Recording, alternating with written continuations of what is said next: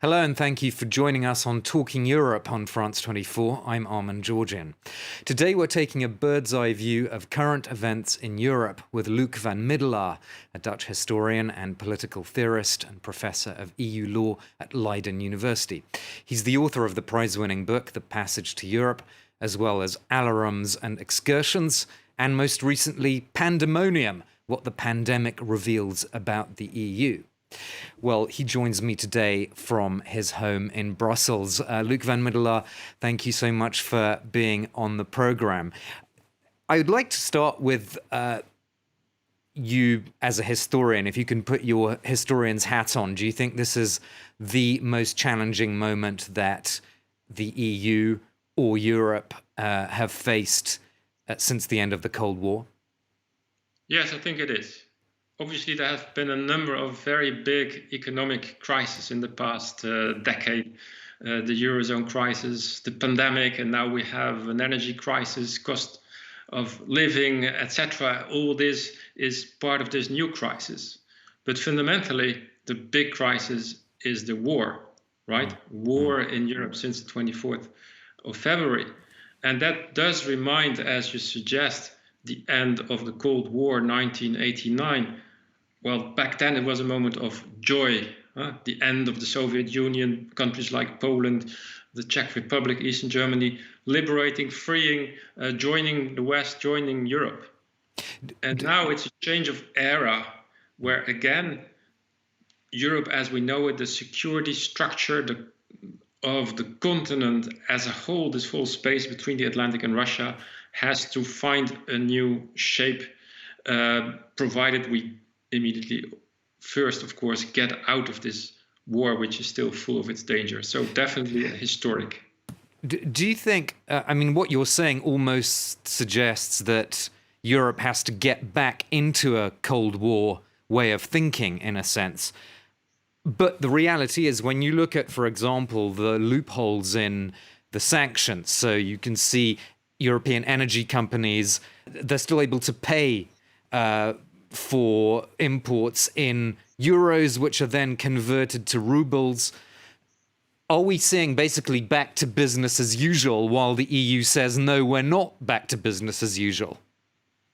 No. We're clearly not back to business as usual. I think since the start of the war, the European Union has displayed definitely determination, unity and speed with adopting a whole number of packages, including economic sanctions, including discussions ongoing on oil and gas, on energy, which will really hit the Putin regime even harder. And all this, I know there's sometimes a tendency that if it isn't decided in a matter of days or weeks, it doesn't happen. But a lot is happening.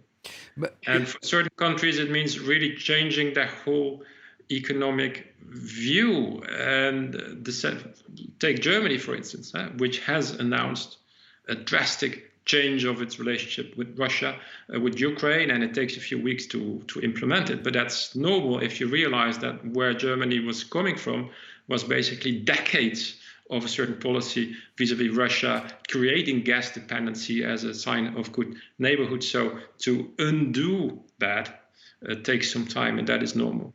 But do you think there's the political will to do that in other European Union countries? I mean, you mentioned Germany, but not all members of the EU seem to be moving in that direction when it comes to energy independence.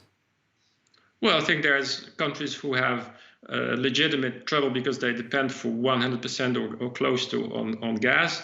The one troublemaker basically is Hungary. So it's one of the 27.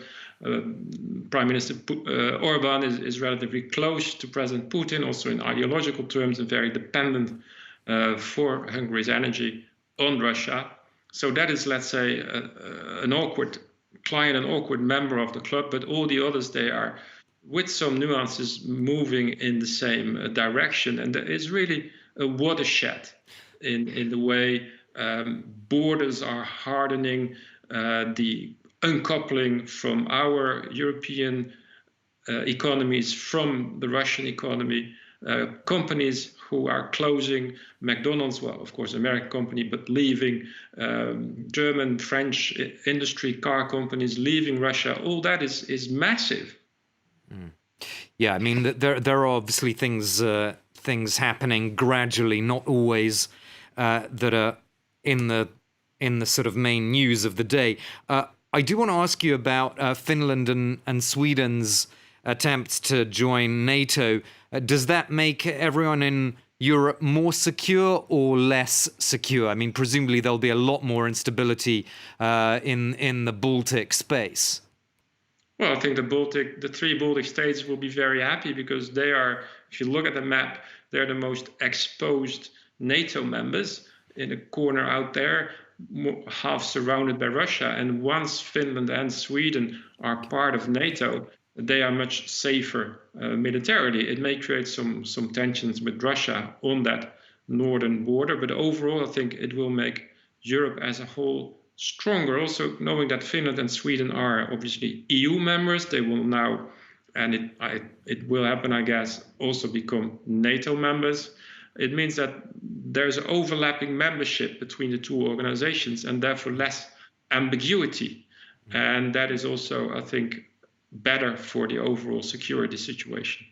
Just to come back to something that you briefly mentioned at the beginning, and I also mentioned in the introduction about COVID and how big a challenge that has been to the European Union. You write in your recent book that you talk a lot about this idea of the EU improvising, which obviously had to do in the crisis. Is there any lessons one can learn from that? Is the EU good at improvising? Is it something that can be applied, improvisation, something that works in other situations besides COVID? And when does the EU perform best? Is it when it's improvising or following a kind of rule book? Well, the EU was built to follow rule books, and that was its strength, but it has learned, to its own surprise almost, I would say, in the past decade of crisis, starting with the Eurozone crisis, but the pandemic, clearly another very telling example. It has learned to improvise, that is, to act in the moment, to save unprecedented situation. And because it has done so in the past decade in a number of crises, including Brexit, one could add, or the migration crisis, leaders in a way derive a new kind of self-confidence from that, leaders in Brussels, but also in the national capitals, that yes, this European Union is not only a slow, careful, patient market regulator, but it is also a body politic which is able to withstand shocks. And I think in this war, you have seen also, for instance, drawing on the experience of the pandemic, which resulted, among others, in the joint purchase of vaccines by the European Commission, decided at the height of the pandemic. Let von der Leyen buy the vaccines for all European citizens. Yeah. In this crisis, on the energy front, it has been decided very naturally, well, we've done it for vaccines, why wouldn't we also buy gas together? Now that we cut off Russian gas, we send the European Commission to Qatar or to Saudi Arabia to buy gas jointly. So you see that there's a learning experience.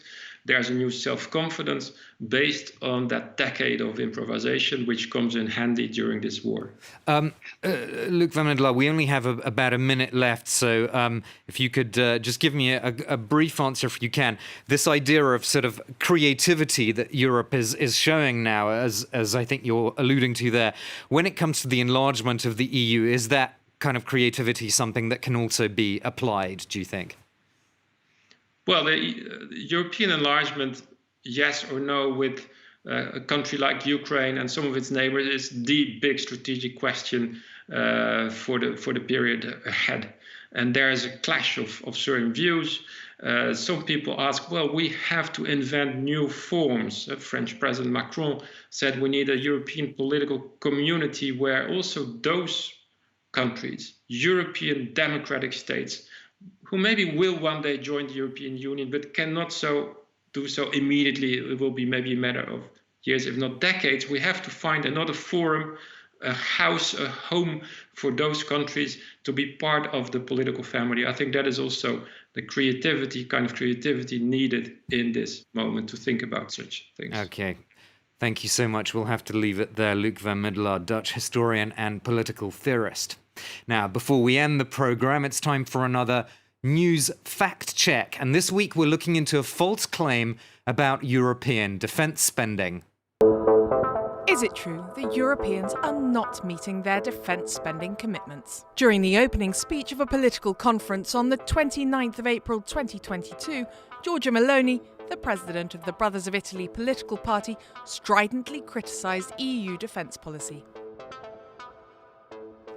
No EU nation is respecting its NATO commitment to invest 2% of its GDP in defence. This is false.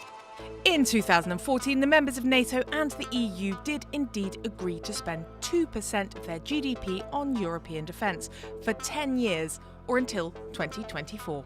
According to NATO's latest figures, not all of those countries have respected this commitment.